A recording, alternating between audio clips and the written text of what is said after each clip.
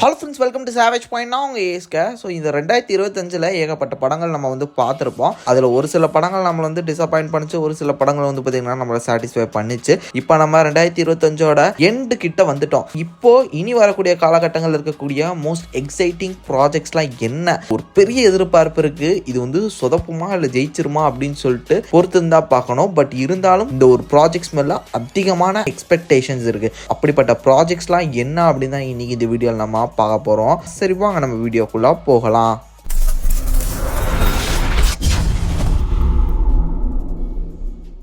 லிஸ்ட்டில் 8ஆவதாக இருக்கிறது துருவ நட்சத்திரம். இந்த ஒரு படம் வரும்னு சொல்லிக்கிட்டே இருக்காங்க. ஆனால் எப்படா வரும்? கடைசியில் ஆடியன்ஸ்க்கே நம்பிக்கை இல்லை. போங்கடா, எப்படியும் ஒரு ரிலீஸ் டேட் சொல்லுவீங்க, அது அந்த படத்தில் வராது, தியேட்டரில் உட்காந்து பார்க்குற வரையும் இந்த படம் வரும், நான் நம்பவே மாட்டேன் அப்படின்ற மாதிரி அந்த ஒரு ஸ்டேட்டுக்கு பார்த்தீங்கன்னா ஆடியன்ஸ் போயிட்டாங்க.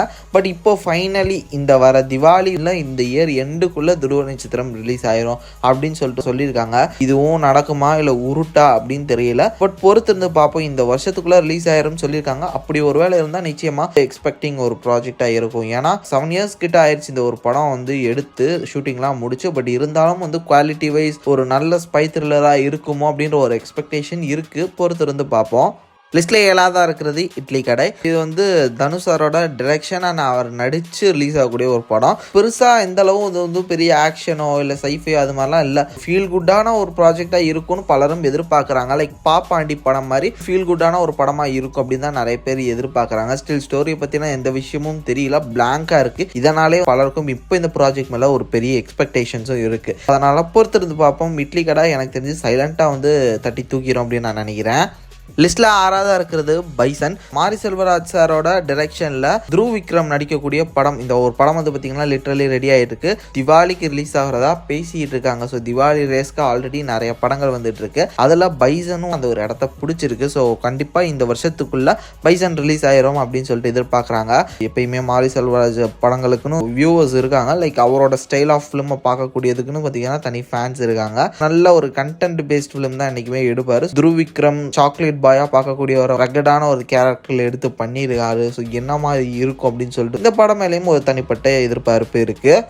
லிஸ்ட்டில் 5ஆவதாக இருக்கிறது LIK லவ் இன்சூரன்ஸ் கம்பெனி. இந்த ஒரு படத்தோட டீசர் இப்போ ரீசெண்டாக தான் ரிலீஸ் ஆயிருந்தது. டீசர் ரிலீஸ் முன்னாடி வரையும் பார்த்தீங்கன்னா இந்த ப்ராஜெக்ட் மேலே பலருக்கும் நம்பிக்கையில் பெரிய எதிர்பார்ப்பெல்லாம் இல்லை. இது விக்னேஷ் சிவனோட எப்பயும் போல ஒரு யூஸ்வல் ஆவரேஜான ஒரு படமாக இருக்கும் அப்படி தான் பலரும் நினச்சிருந்தாங்க. பட் லிட்ரலி இந்த படத்தோட டீசர் அந்த ஒரு மொத்த கண்ணோட்டத்தையும் மாற்றி அமைச்சிருச்சு. ஒரு பெரிய ஹைப்பை கிரியேட் பண்ணிடுச்சுன்னே சொல்லணும். ஒரு ஃபியூச்சர் பேஸ்டு லவ் கான்செப்ட் ஃபிலிம்ன்றனால பலரும் ஒரு பெரிய எதிர்பார்ப்போட காத்துட்டு இருக்காங்க.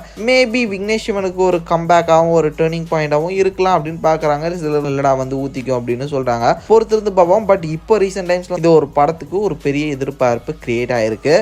லிஸ்ட்ல 4ஆவதாக இருக்கிறது காந்தா. இந்த ஒரு படம் மேலே ஒரு தனி எதிர்பார்ப்பே இருக்குது. ஏன்னா துல்கர் சல்மான் இப்போ ரீசெண்ட் டைம்ஸில் அவர் சூஸ் பண்ணக்கூடிய ப்ராஜெக்ட்ஸ் எல்லாமே ரொம்ப சூஸியாக பிக் பண்ணுறாரு. இதன் காரணமாக இந்த ஒரு படம் மேலே ஒரு பெரிய எதிர்பார்ப்புக்கு டீசரும் எல்லாரையும் மிரட்டி விட்டுருச்சு. Like Dulquer Salman versus Samuthirakani, director versus actor அப்படின்ற மாதிரியான ஒரு கான்செப்ட், ஒரு பீரியாடிக் ஃபிலிம். இது மட்டும் இல்லாமல் ரியல் லைஃபை பேஸ் பண்ண ஒரு பயோகிராஃபி ஃபிலிம் வேறு. இது எந்த அளவு இன்டென்ஸாக போகுது அப்படின்னு சொல்லிட்டு பலருக்கும் பல எதிர்பார்ப்பு. அது ஒரு விண்டேஜ் வைப்ஸை கொஞ்சம் கூட விசிறு தட்டாமல் வேற லெவலில் எக்ஸிக்யூட் பண்ணியிருக்காங்க. ரெண்டு பேரும் சமுத்திரகனி துல்கர் சல்மான் ரெண்டு பேரும் மாறி நடிச்சு பிரிக்கிறாங்க. ஸோ ஒரு பெரிய எக்ஸ்பெக்டேஷன் இருக்கு. பேன் இண்டியன் ப்ராஜெக்டாக ரிலீஸ் ஆகுது. ஸோ அதனால கண்டிப்பாக இந்த வருஷத்தோட எக்ஸ்பெக்டிங் ஒரு ப்ராஜெக்டாக காந்தா இருக்கு. லிஸ்ட்ல 3ஆவதாக இருக்கிறது Madharasi director AR Murugadoss and SK காம்போலாம் ரிலீஸ் ஆக போகிற ஒரு பெரிய ப்ராஜெக்ட். இப்போ வரையும் பார்த்தீங்கன்னா இந்த படத்துக்கு ஒரு டீசெண்டான ஒரு ஹைப் கிரியேட் ஆகிருக்கு. தென் இது மட்டும் இல்லாமல் பலரும் எதிர்பார்க்குறாங்க அந்த ஒரு படம் AR முருகதாஸ்க்கு ஒரு பெரிய கம்பேக்காக இருக்கணும் அப்படின்னு சொல்லிட்டு. தென் இது மட்டும் இல்லாமல் SKவோட ப்ரீவியஸ் ஹிட்டு அந்த ஒரு பிளாக் பஸ்டருக்கு அப்புறம் SK என்ன மாதிரி இருக்க போகிறாரு, என்ன மாதிரி அவரோட ஒரு பேத்தை ரெடி பண்ணிக்க போகிறாரு, அதுக்கு இந்த ஒரு மதராசி நல்ல ஒரு ப்ராஜெக்டாக இருக்குமா அப்படின்னு சொல்லிட்டு பலரும் எதிர்பார்க்குறாங்க. கண்டிப்பாக ஒரு பெரிய எதிர்பார்ப்பு இருக்குது இந்த ஒரு படம் மேலே. பொறுத்திருந்து பார்ப்போம். லிஸ்ட்டில் ரெண்டாவதாக இருக்கிறது மிராய். இந்த ஒரு படத்தோட டீசர் அண்ட் ட்ரெய்லர்ஸ் இவ்வளோ ரீசெண்டாக தான் ரிலீஸ் ஆயிருந்தது. குவாலிட்டியெல்லாம் பிச்சு உதறிட்டாங்க. இப்போ ரீசெண்டாக தான் வந்து பார்த்தீங்கன்னா மலையாளம் இண்டஸ்ட்ரியிலேருந்து லோகா அப்படின்னு சொல்லிட்டு ஒரு ப்ராஜெக்ட் வந்திருந்தது. அதுக்கு ஈக்குவலாக அந்த விஷுவல்ஸ் தென் இது மட்டும் இல்லாமல் ஸ்டோரி எல்லாமே பிச்சு பிரிச்சுட்டு இருக்காங்க மாலிவுட் அண்ட் டாலிவுட். அதில் மிராயும் வந்து பார்த்தீங்கன்னா மிரட்டிடுவாங்கன்னு நினைக்கிறேன். எல்லா லாங்குவேஜஸ்லேயும் டப் பண்ணி ஒரு பேன் இண்டியன் ப்ராஜெக்டாக ரிலீஸ் பண்ணுறாங்க. ஸோ விஷுவல் குவாலிட்டி தென் இது மட்டும் இல்லாமல் ஸ்டோரியும் வேற லெவலில் கொண்டு போயிருக்காங்க. அது ட்ரையாலஜி ஆர் அது ஒரு யூனிவர்ஸ் மாரி கொண்டு போகலாம் அப்படின்னு நான் நினைக்கிறேன். ஹனுமான் படத்தில் நடித்த சேம் ஆக்டர் தான் வந்து பார்த்தீங்கன்னா நடிச்சிருக்காரு. ஒரு பெரிய ஹைப் கிரியேட் ஆயிருக்கு.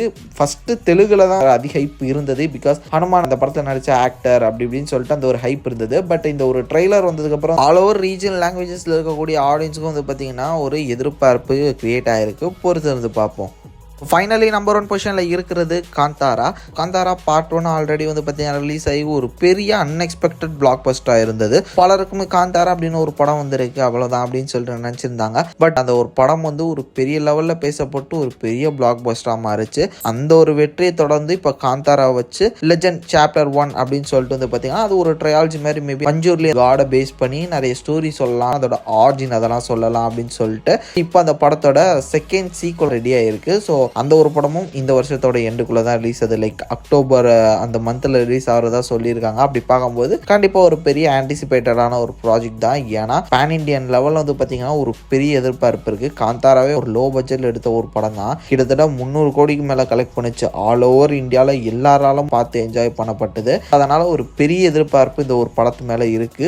பலரும் என்ன நினைக்கிறாங்கன்னா டெஃபினட்டா இது வந்து 1000 crore கலெக்ட் பண்ணும் அப்படின்னு சொல்லிட்டு சொல்றாங்க. ஆஃப்டர் கேஜிஎஃப்க்கு அப்புறம் இந்த ஒரு படம் 1000 crore அகைன் கலெக்ட் பண்ண போகுது, அந்த அளவு ஹைப் இருக்கு அப்படின்னு சொல்லிட்டு வந்து பார்த்தீங்கன்னா பேசிக்கிறாங்க. பொறுத்து இருந்து பார்ப்போம். அப்படி இருந்தால் கண்டிப்பாக end of 2025 most expecting and most hyped ப்ராஜெக்டாக மேபி காந்தாரா தான் இருக்கும்னு நான் நினைக்கிறேன். நீங்கள் என்ன நினைக்கிறீங்க? உங்களோட பர்சனல் தாட்ஸ் அண்ட் வியூஸ் என்னன்றதா மறக்காம கீழே கமெண்ட் செக்ஷனில் மென்ஷன் பண்ணுங்க, நான் பார்த்துருக்கிறேன்.